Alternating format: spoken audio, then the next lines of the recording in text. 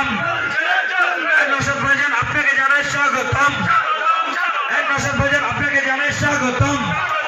নওশাদ ভাইজান ওয়েলকাম। নওশাদ ভাইজান ওয়েলকাম। নওশাদ ভাইজান বসির আড্ডে ওয়েলকাম। বসির পাশে আপনাকে জানাই ওয়েলকাম। বাংলার পত্রপ্রেরী বিভাগ নওশাদ ভাইজান জিন্দাবাদ। আইএসএফের সংগ্রাম, আইএসএফের সংগ্রাম, নওশাদ ভাইয়ের সংগ্রাম। আছে অসুবিধা হচ্ছে তাদের, আপনারা পিছিয়ে যান। আর মুসা ভাই যারা ভলেন্টিয়ার আছে ওই দেখো পেছনে ওই চেয়ারগুলোতে দেখা যাবে না, ওইগুলোকে এইদিকে করে দিতে বলা যাও। তোমাদের কি এক্সট্রা চট নাই? চট থাকলে ওখানটা বিছিয়ে দাও না, সুবিধা হবে তো বাবুদের যারা বসে আছে। চটটা ওইখানটা বিছিয়ে যাও। দেখেছো ওখানটায় মানুষ দাঁড়িয়ে আছে, অসুবিধা হবে মানুষের। ফলে মানুষ কাতারে কাতারে আইএসএফ এর ছায়া তলে আসছে। এটা 2021 নয়, তখন আইএসএফ নতুন দল তৈরি হয়েছে। মানুষকে, সাধারণ মানুষকে যেটা বুঝিয়েছে, সাধারণ মানুষ সেটা হয়তো বুঝে নিয়েছে শাসক। কিন্তু এটা 2025, আগামী দিনে 2026 আসছে, মানুষকে আর বোকা বানাতে পারবে না। তোমরা বিজেপি তৃণমূল মিলে মিশে পশ্চিম বাংলার সিটগুলোকে দখল করে আর সাধারণ হিন্দু, সাধারণ মুসলমানকে পিছাই করছো, এটা বাংলার মানুষ আর মেনে নেবে না। তাই 2026 আসছে, বাংলার মানুষ বিজেপি এবং তৃণমূলকে জবাব দেবে। রাজি আছেন তো নাকি আপনারা? রাজি আছেন তো নাকি? প্রয়োজনে জীবন দিতে হয় দেব, এই বিজেপি তৃণমূলকে গণতান্ত্রিক প্রক্রিয়ায় পরাস্ত করব। রাজি আছেন তো? বন্ধুগণ, আপনারা অবগত আছেন গত কয়েকদিন আগে বিজেপির এক বিধায়ক কিভাবে ধর্মগ্রন্থকে তুলে অশ্লীল মন্তব্য করেছে। এখন পর্যন্ত মমতা ব্যানার্জির পুলিশ কোনো ব্যবস্থা গ্রহণ করেছে? কেন করেনি? কেন করেনি? এটা আপনাকে আমাকে ভাবতে হবে। হ্যালো, আচ্ছা আপনারা বলুন, বসিরহাটের উত্তরের মানুষ আপনারা তৃণমূলকে ভোট দিয়ে জিতিয়েছেন তো? এখানের মধ্যে যারা উপস্থিত আছেন 90% মানুষ 2021 সালে তৃণমূলকে ভোট দিয়েছিলেন। ঠিক বলছি? 90% মানুষ। কিসের জন্য? বিজেপি সাম্প্রদায়িক শক্তি ওকে আটকানোর জন্য। এই কারণ, তাছাড়া কোনো কারণ নাই। এবার বলুন, ভোট দিয়ে আপনার ভোটটা বিফলে গেল না সঠিক কাজে লাগলো? বিজেপিকে আটকাতে পেরেছেন? হয়তো সংখ্যার জোরে বিজেপিকে আটকাতে পারেননি, কিন্তু বিজেপির প্রত্যেকটা কার্যকলাপ পশ্চিম বাংলার মাটিতে হচ্ছে। মব লিঞ্চিং, দলিতদের উপরে অত্যাচার, আদিবাসীর অধিকার হনন, পিছড়ে বর্গের উপরে অত্যাচার, মতুয়াদেরকে নাগরিকত্ব নিয়ে নাটক হচ্ছে, নমশূদ্রদের অধিকারকে কেড়ে নিচ্ছে, মুসলমানের উপর অত্যাচার হচ্ছে, ইসলাম ধর্মকে নিয়ে ছেড়কার হচ্ছে, কোরআন শরীফকে নিয়ে বাজে মন্তব্য হচ্ছে। হয়তো আপনি সংখ্যার বিচারে বিজেপিকে আটকেছেন, কিন্তু কাজকর্মে বিজেপিকে আপনি আটকাতে পারেননি। মমতা ব্যানার্জি আরো সুযোগ দিচ্ছে। অসীম সরকার মশাই যে বক্তব্য দিয়েছে, সেই বক্তব্যে একটা জিনিস স্পষ্ট, যে দুই ধর্মের মানুষের মধ্যে দাঙ্গা যে কোনো টাইম লাগিয়ে যেতে পারে ওর বক্তব্যেতে। সমাজে বিশৃঙ্খলা হতে পারে, হিংসা ছড়াতে পারে, খুনোখুনি হতে পারে, মারামারি হতে পারে, এক কথায় অস্থির পরিবেশ বাংলায় তৈরি হতে পারে। যে মন্তব্য করেছেন সেই মন্তব্য অফেন্সিভ মন্তব্য। আমি কয়েকদিন পরে কিন্তু এফআইআর অভিযোগটা করেছি, কিন্তু প্রশ্ন এখানে, মমতা ব্যানার্জি কি এই মন্তব্যটা তার কানে পৌঁছায়নি বা তার পুলিশের কানে কি পৌঁছায়নি? খোঁজ নিয়ে দেখুন আপনারা। এই মন্তব্য মমতা ব্যানার্জির কাছে পৌঁছেছে, তার পুলিশের কাছে পৌঁছালেও কোনো ব্যবস্থা গ্রহণ করেনি। কিন্তু আপনাদের জানিয়ে রেখে যাই, শুধু অভিযোগ করলে পুলিশ ব্যবস্থা গ্রহণ করবে এই ধরনের ব্যাপার নয়। পুলিশও সুমোটো নিজে থেকেও অভিযোগ দায়ের করার ক্ষমতা পুলিশের আছে। তা সেটা প্রয়োগ করলো না কেন? আব্বাস সিদ্দিকী, তারপরে অ্যাটাক হয়েছিল ক্যানিং পূর্বে, ওই নোটোরিয়াস ক্রিমিনালটা অ্যাটাক করেছিল। সেই জন্য বসিরহাটের মানুষ রাস্তায় নেমে গণতান্ত্রিক পদ্ধতিতে প্রতিবাদ করেছিল, রাজ্যের মানুষ প্রতিবাদ করেছিল। অনেকের নামে এই মমতা ব্যানার্জি মিথ্যা মামলা করে রেখেছে, মনে আছে আপনাদের? আপনারা প্রতিবাদ করেছেন, অনেকের নামে নোটিশ পাঠিয়েছে। তাও কি অ্যাটাক হয়েছিল বলে আমাদের লিডার তার বিরুদ্ধে আমরা রাস্তায় নেমেছিলাম। আর এখানে মমতা ব্যানার্জি কি ভুলে যাচ্ছেন? তার কানে কি যাচ্ছে না? না না জানার ভান করছেন, না না দেখার ভান করছেন যে এমন এক কথা বলেছে ইসলাম ধর্মের অনুসারীদের বুকে আঘাত দিয়েছে, শুধু নয় সংবিধানকেও আঘাত দিয়েছে। সংবিধান যেখানে বাক স্বাধীনতার কথা বললেও এই ধরনের কারো ধর্ম, কোন বর্ণ, কোন জাত যে আক্রান্ত হতে পারে, বিভেদ তৈরি হতে পারে, হিংসা ছড়াতে পারে, এই ধরনের বাক স্বাধীনতা কোনোদিন সংবিধান দেয়নি। উল্টে এই ধরনের মন্তব্য করলে তাদের বিরুদ্ধে ব্যবস্থা গ্রহণের জন্য আইপিসি ছিল, এখন বিএনএস নাম চেঞ্জ করে একাধিক ধারা উল্লেখ করা আছে। এই ধারায় তাদের বিরুদ্ধে অভিযোগ দায়ের করার কথা বলা হচ্ছে, আইনের মাধ্যমে তাদের শাস্তির বিধানের কথা বলা হয়েছে।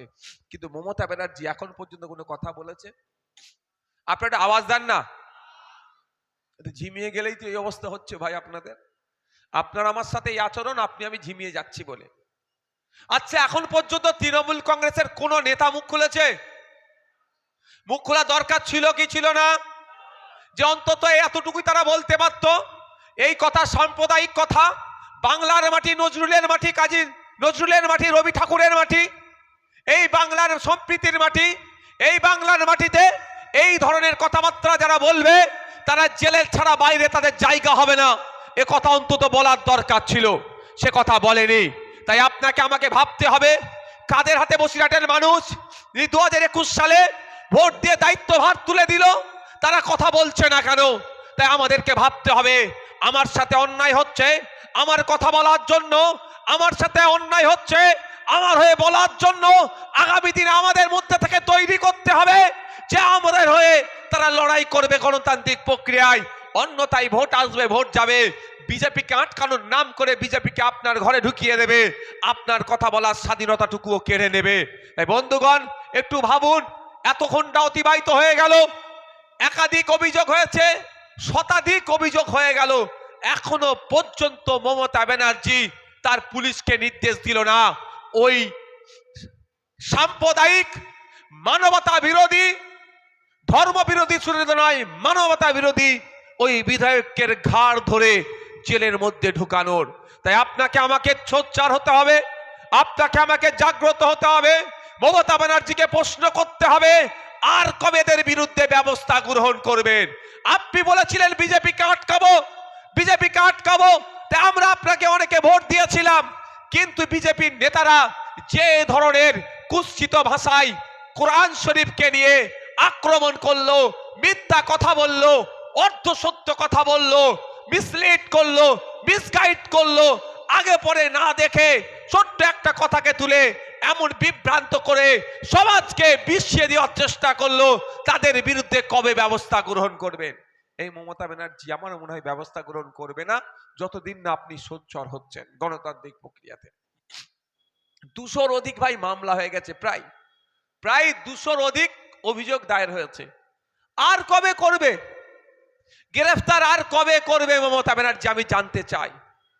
আর এটাও লক্ষ্য রাখবো, আপনাদের বলে যাচ্ছি, যদি মমতা ব্যানার্জি ওনার বিরুদ্ধে নিজে থেকে তো আইনত ব্যবস্থা নিল না, আমরা অভিযোগ করছি, আমাদের অভিযোগগুলো নিয়ে যদি লঘু ধারায় কেস দেয়, এটাকে চ্যালেঞ্জ করে নওশাদ সিদ্দিকী আসল যে সেকশন পড়ার দরকার সেই সেকশন দেওয়ার জন্য আমি আইনের দ্বারস্থ হব, আমি মামলা করব।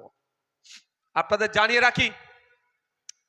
জানিয়ে রাখে যাই, আমি মাইন্ডকে সেট আপ করে নিয়েছি। আগে প্রতিবাদ করে ছেড়ে দিতাম, শুধু প্রতিবাদ করব না, আমি ওই দিনের পর থেকে আমার মানসিকতা আমি দৃঢ় করে নিয়েছি। কোন ধর্মের বিরুদ্ধে নট অনলি মুসলিম, যে কোনো ধর্মের বিরুদ্ধে যদি আমার নজরে আসে কারো কুৎসিত মন্তব্য, যে মন্তব্যে এলাকায় বিশৃঙ্খলা হতে পারে, সে যত বড়ই যেই হোক না কেন, তার বিরুদ্ধে নওশাদ সিদ্দিকী আইনি লড়াই করবে, পেনের লড়াই জারি রাখবে, মুখের লড়াই জারি রাখবে। আমার নজরে যদি আসে হিন্দু ধর্মের দেবদেবী, খ্রিস্টান ধর্মে যীশু খ্রিস্ট বা খ্রিস্টান ধর্ম নিয়ে বা শিখ ধর্ম নিয়ে, ইসলাম ধর্ম নিয়ে, হিন্দু ধর্ম নিয়ে, যে কোনো ধর্ম নিয়ে যদি ধর্মগুরু থেকে শুরু করে দেব দেবীদের সম্পর্কে কোনো কুৎসিত মন্তব্য করে, আমার পুরো মাইন্ডে আমি সেট আপ করে নিয়েছি, তার বিরুদ্ধে কেউ দাঁড়াক আর নাই দাঁড়াক, নওশাদ সিদ্দিকী তার বিরুদ্ধে এটাকে প্রতিরোধ করার জন্য গণতান্ত্রিক প্রক্রিয়ায় প্রথম দাঁড়াবে। এটাকে চলতে দেওয়া যায় না, এটাকে বন্ধ করতে হবে। সংবিধান এই ধরনের কুৎসিত ভাষায় আক্রমণ করার কোনো রাইট দেয়নি, বরঞ্চ সংবিধান আপনাকে আমাকে রাইট দিয়েছে। আর্টিকেল 25 গুগলে গিয়ে সার্চ করে দেখতে পারেন, বা যদি চান আমার গাড়িতে সংবিধানের কপি রাখা আছে। আর এখন তো সবার মোবাইল আছে, হাতে মোবাইল আছে না? আমার তো পকেটে মোবাইল আছে, চাইলে খুলে দেখতে পারেন যে ওখানে আর্টিকেল 25, সেখানে দেখতে পাবেন আপনি কোন ধর্মটাকে চুজ করবেন তার স্বাধীনতা আপনার আছে। আপনি ধর্মচারণ করবেন তার স্বাধীনতা আছে। ধর্মকে এক্সটেন্ড করতে চাইছেন, ধর্ম প্রচার করবেন, তার স্বাধীনতা সংবিধান আমাদেরকে দিয়েছে। তাহলে আপনি কে এসে যাচ্ছেন এই ধরনের অবাঞ্ছিত মন্তব্য করবেন? আমি এখানে চ্যালেঞ্জ করছি একটা কথা, যে অসীম বাবু যে কথা বলেছেন, অসীম বাবু টাইম করুক। অসীম বাবুর এই কথাটা অসত্য, আমরা দায়িত্ব নিয়ে অসীম বাবুকে প্রমাণ করে দেব, এবং সেটা শান্তিপূর্ণ ডিবেটই হবে, কোনো হিংসার পথ অবলম্বন করে নয়। হিংসা দিয়ে হিংসাকে রোধ করা যায় না, হিংসাকে দিয়ে হিংসাকে রোধ করা যায় না। শান্তিপূর্ণ ডিবেটের আহ্বান করা হচ্ছে। আসুন, আপনি যদি মনে করেন যে এটা আপনি যেটা বলেছেন বা এর সপক্ষে যুক্তি দিতে চান, আমরাও প্রমাণ করে দেব যে আপনি এটা বিভ্রান্ত ছড়াচ্ছেন, তার প্রমাণ আমি করে দেব। আপনারা যারা, আমি বিস্তারিত ব্যাখ্যা এখন যাচ্ছি না, আমি শুধু এতটুকুই বলতে চাই, এখানে অনেক মাদ্রাসা পড়ুয়া ছেলে আছেন, জেনারেল এডুকেশন যারা নিচ্ছেন তারাও আছেন। এতটুকু শুধু বলতে চাই, কোরআন শরীফের যে আয়াতগুলো আছে, যে আয়াতগুলো নাজিল হয়েছে, অবতীর্ণ হয়েছে, 1 বছর ধরে নয়, দীর্ঘ বছর ধরে 30 পারা কোরআন শরীফ নাজিল হয়েছে। কখন হয়েছে, কিভাবে হয়েছে, কোন পরিপ্রেক্ষিতে হয়েছে, কোন পারপাসে হয়েছে, আলাদা আলাদা করে উল্লেখ আছে। সেটাকে আমরা যদি ইসলামিক এডুকেশনের মাধ্যমে বলি, ওটাকে বলা হয় শানে নজুল।